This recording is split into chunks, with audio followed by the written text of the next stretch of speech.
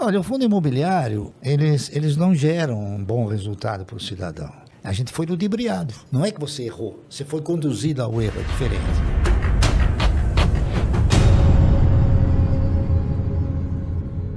Agora uma pergunta que todo mundo quer saber, inclusive eu. Quais são as suas 5 maiores posições hoje na sua carteira? São essas que eu falei. É a Klabin, tá certo? A Unipar, que mais?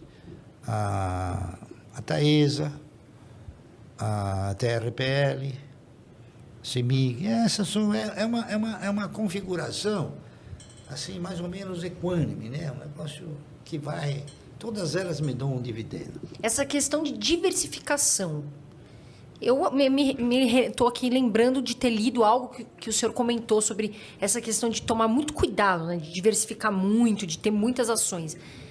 O que o senhor acha saudável ter na carteira? Por exemplo, eu acho que 15 ações, ou enfim, ou depende muito se a pessoa estuda as ações, veja bem, as empresas, no caso. Em 1971, quando eu resolvi criar uma carteira de renda mensal, tá certo? Eu pensei da seguinte forma: se eu quero ter uma carteira de renda mensal, eu tenho que ter uma remuneração mensal, não é isso? Se porventura eu comprar ações de uma empresa que paga dividendo uma vez por ano, eu tenho que ter ações de 12 empresas que pagam uma vez por ano, porque são 12 salários, né? Até tem um 13º, então 13. Se eu comprar ações de empresas que pagam dividendo semestral, eu tenho que ter a metade, né? E esse, o princípio é esse. Então, essa foi a diretriz básica que nos levou a ter uma quantidade reduzida de ações, porque não há necessidade de você ter tudo. O importante é você ter os melhores, tá entendendo? Aqueles que têm o compromisso com o acionista de remunerá-lo. Porque, na realidade, eu penso assim, na realidade, nenhum empresário pensa em remunerar bem o acionista. Todo empresário, ele pensa em se remunerar bem. E você acaba junto no mesmo barco, sendo bem remunerado também. Barsi, você pode citar algumas empresas que você considera que estão baratas e pagando bons dividendos neste momento atual? Bom, essas aí que eu falei. A Vibra paga um bom dividendo, a TRPL paga um bom dividendo, a Taesa paga um bom dividendo, a própria CEMIG também paga um bom dividendo, se você for olhar o custo-benefício, né? A Klabin também, a R$4, paga um bom dividendo. Tá entendendo? Essas empresas, se você comprar, você nunca vai perder. Banco do Brasil a gente pode colocar também nessa lista? Também, pode colocar. Ele já esteve um pouco melhor, a questão de um mês atrás, que estava R$29, R$30, né? Agora ele evoluiu para uns 36. Mas ainda assim, o valor patrimonial dele é acima de 55, quer dizer, a relação preço-patrimônio, ela está muito desajustada, né? E veja bem, o Banco do Brasil é uma empresa que ela distribui um payout, um dividendo, melhor do que os demais bancos. O único banco que chega um pouquinho perto dela é o Santander, tá entendendo? Que paga um pouco menos e custa mais ou menos o mesmo preço.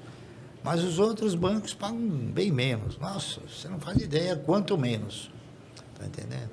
Falando em bancos, o senhor acha que com essa vinda dos bancos digitais, muitas pessoas falam que os bancões morreram, né? Bradesco e tal. O que você pensa sobre? Eu acho que eles estão adormecidos, tá entendendo? Porque os bancos digitais, eles vão ter uma ascensão forte, mas o problema do banco é que o brasileiro não tem grana, tá entendendo? Essa que é a verdade, né? O banco precisa ter o quê? O banco precisa ter o cidadão que deposita o dinheiro lá. Então, os bancos digitais, eles estão oferecendo tantos benefícios, né? Que o cara não precisa de dinheiro. Então, eles estão crescendo à luz do quê? À luz de novas parcerias, mas de parcerias de pessoas que não têm recursos, né? Barsi, agora uma pergunta que muitos me fizeram. Você deu uma declaração falando o seguinte: fundos imobiliários são um conto do vigário. Oh, e é? Eu queria que o senhor comentasse mais sobre essa sua declaração. Olha, o fundo imobiliário, a exemplo de todos os fundos, eles não geram um bom resultado para o cidadão. Os fundos imobiliários, eles estão lastreados em quê? Na locação de lajes, corporativas ou não. O nosso país ele tem uma indecisão muito forte com relação aos agentes econômicos. Então, de repente, a economia sofre um problema qualquer e as locações elas passam a diminuir ou então até a inexistir. E imóveis, Barça, o senhor investe em imóveis físicos como forma de investimento? Não. Como oportunidade, sim, mas como investimento, não. Você comprou um imóvel para comprar... Agora, por vias indiretas, eu também tenho imóveis, né? Você nem faz ideia quantos. Por exemplo, você sabia que a Klabin tem inúmeras fazendas? E uma delas tem 62 quilômetros de comprimento por 57 de largura? Não sabia.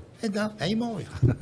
Via ações você tem imóveis, né? Então, só que é um imóvel que se presta para quê? Se presta para servir, para fazer um florestamento e um reflorestamento, que ele é o quê? Ele tem uma rotatividade extraordinária.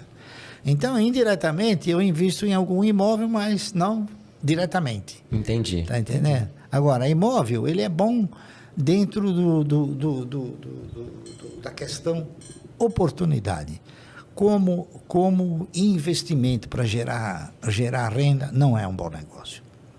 Oportunidade, então você diz assim, comprar ele abaixo do preço, E vender. uma boa oportunidade e colocar ele à venda e ganhar com essa operação, isso né? sim. É isso aí. E isso tem que saber fazer muito bem, né, Barça? Porque Tudo você tem que fazer bem. Muito bem, né? Porque Tudo. Não é muitas só vezes a pessoa imóvel. tudo, né? Porque às vezes a pessoa compra um imóvel, mas ela não vê que tem tem os juros, ela fala que é dela, mas não é, porque na verdade o imóvel é do banco. Ela financiou lá tantos anos e aí, de repente, eu estou partindo do princípio que você comprou o imóvel e não fez nenhum financiamento. Porque comprar imóvel financiado é pior ainda. Aí piorou o negócio. Pois é, e tem muito brasileiro que acaba perdendo. A nossa estrutura no Brasil, se você for pegar histórico, e é verdade, até o Banco Nacional da Habitação quebrou. Sabia disso? Que era o que financiava os imóveis, né? Agora, falando de erros, né, Barça? Todo investidor já cometeu algum erro que fala, essa ação eu errei ou esse erro eu não deveria ter cometido. Tem algum erro que você cometeu? Não é questão de ter cometido, não. Eu cometi erros que qualquer um cometeria. Está entendendo? Por exemplo, eu tive ações de uma empresa chamada Banco Nacional. Quem fazia propaganda do Banco Nacional, sabe quem era? Ayrton Senna? O Ayrton Senna, exatamente. A gente foi ludibriado. Não é que você errou, você foi conduzido ao erro, é diferente. Eu, por exemplo, tinha ações de um banco chamado Banco Econômico, que agora está ressurgindo. Aí, a minha filha que está vendo isso aí, e eu tenho uma quantidade muito grande, né? Eu fiz propaganda que agora o pra esse BTG banco. comprou. Quando eu era pequena, eu fiz propaganda para esse banco, né? Eu era modelinho, pequenininha que passava no banco, lembra? Então, isso aí por questões políticas. Esse banco foi fechado pelo Banco Central, não é? Por questões políticas, por questões de Bahia versus o resto do país, né? O Ângelo Calmon de Sá, que era o presidente do banco, etc., era um dos grandes acionistas da Copene. Então, a Copene foi vendida e quem ia comprar era o Ultra e quem ia financiar era o BNDES. E, no fim, os baianos quiseram que ficasse com eles, então criaram a Braskem. É uma historiazinha interessante de saber. Mas ele quebrou por causa disso. Só que ele quebrou como tendo um dos maiores patrimônios do país. E agora está ressurgindo. O BTG comprou o Banco Econômico. Olha. Você vê que coisa interessante, depois de 20 anos. Né?